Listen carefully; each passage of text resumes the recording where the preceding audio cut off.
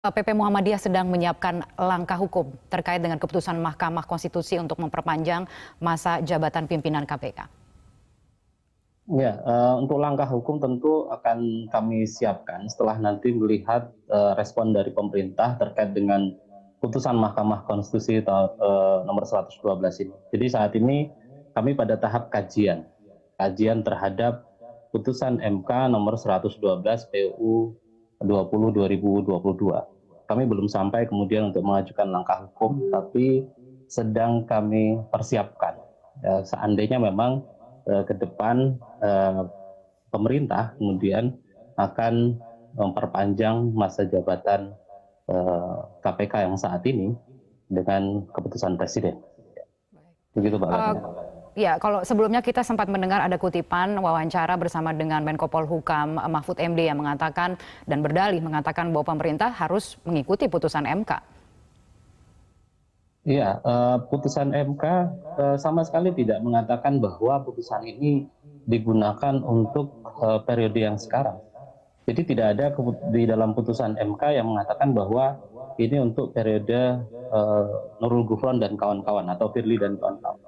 Tapi putusan MK itu berisi dua hal, yaitu terkait dengan perubahan usia dan ditambah dengan soal pengalaman. Yang kedua terkait dengan masa jabatan pimpinan KPK selama 5 tahun.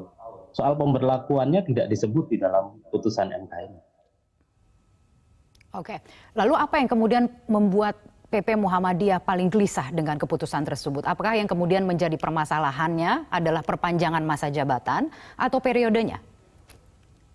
Ya, jadi pertama soal tentu kita melakukan kajian pada aspek hukumnya terlebih dahulu bahwa putusan MK itu bersifat erga omnes, berlaku ke depan. Artinya ketika ini berlaku ke depan tidak bisa menganulir putusan Presiden yang dibuat pada tahun 2019. Periodisasi masa jabatan KPK yang saat ini mulai tahun 2019 hingga 2023 itu mestinya diselesaikan terlebih dahulu. Lalu kemudian baru putusan MK ini akan diberlakukan untuk periode yang berikutnya. Jadi kami melihatnya pada aspek hukum, ya, khususnya pada aspek hukum tata negara, bahwa ini tidak bisa diberlakukan surut atau diberlakukan retroaktif, tapi diberlakukan secara progresif ke depan atau prospektif ke depan. Jadi kalau kemudian diberlakukan surut, maka ini mengingkari asas-asas umum terkait dengan hukum, yaitu asas non retroaktif.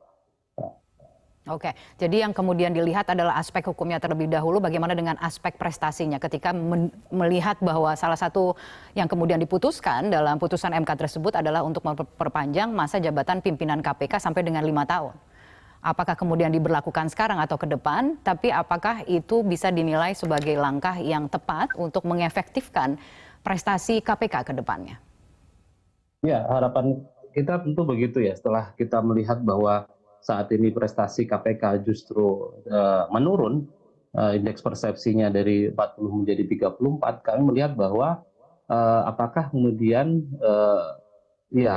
semestinya dipertahankan untuk posisi KPK yang sekarang, atau sebaiknya justru kemudian kita menunggu untuk KPK yang baru dengan harapan baru tentunya, agar indeks prestasinya bisa naik kembali.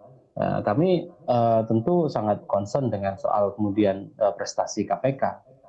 Apalagi kalau kemudian saat ini terus-menerus prestasinya menurun, tentu hal ini mengecewakan ya bagi publik soal pemberantasan korupsi di Indonesia. Rumah beres, kerjaan beres. Kekhawatiran, mungkin ada kekhawatiran dan ketakutan juga gitu yang berusaha untuk disuarakan oleh PP Muhammadiyah bahwa KPK ketika kemudian diberlakukan pada periode yang sekarang dengan masa jabatan sampai dengan 5 tahun akan disalahgunakan menjadi alat politik. Ya, tentu kekhawatiran itu ada, dan dalam diskusi kami juga kami kaji soal aspek politik.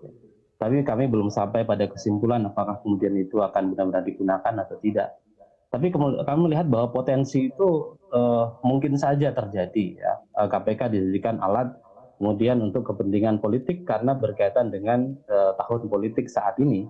Dan momentum putusan MK ini sebenarnya kan berdekatan sekali dengan pembentukan pansel KPK. Seharusnya pansel KPK akan segera terbentuk ya, karena dalam waktu 6 bulan ke depan, sebelum 6 bulan berakhirnya masa jabatan KPK, mestinya sudah dibentuk pansel. Tapi kemudian tiba-tiba muncul putusan MK ini. Tentu ini menjadi tanda tanya besar bagi kami dan juga bagi teman-teman CSO ya. Apa sebenarnya yang ingin dituju ya dari putusan MK yang kemudian tiba-tiba dianggap ini sebagai milik KPK yang sekarang. Padahal kan lembaga negara KPK ini kan milik kita semua, ya milik milik negara dan milik seluruh rakyat Indonesia, bukan milik pimpinan KPK yang saat ini.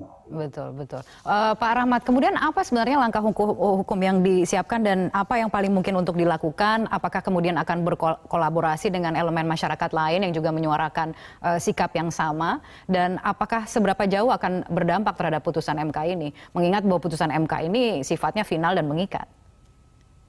Iya, tentu akan kami kaji soal kemudian strategi apa yang akan kita lakukan. Tetapi untuk sementara ini yang kami pikirkan adalah gugatan PT UN.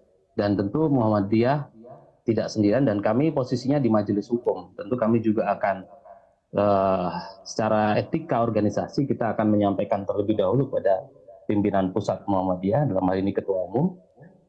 Lalu kemudian bersama-sama dengan elemen masyarakat sipil, terutama yang concern dia isu anti korupsi, untuk kita pikirkan bersama langkah hukum yang terbaik. Tapi untuk sementara yang kami pikirkan adalah gugatan ke PT UN. Karena kami melihat bahwa kalau putusan ini tidak dilaksanakan sesuai dengan isi dari putusan MK, maka itu berpotensi bahwa tindakan atau kebijakan yang dilakukan oleh pemerintah itu bertentangan dengan putusan pengadilan.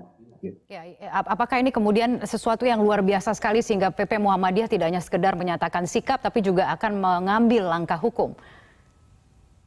Saya kira sangat krusial ya, sangat penting sekali berdasarkan kajian kami dan evaluasi kami terhadap KPK saat ini dan juga putusan MK yang menurut kami sangat mengejutkan.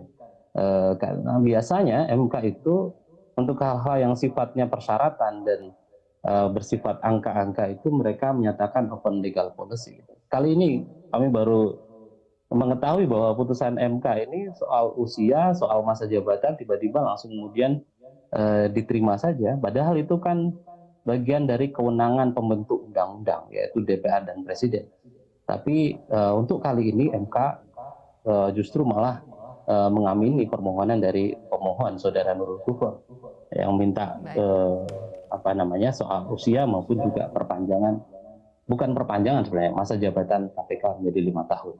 Ya, baiklah kalau begitu Pak Rahmat, terima kasih telah bergabung bersama kami. Selamat malam. Pemirsa, kami akan segera kembali dengan informasi lainnya.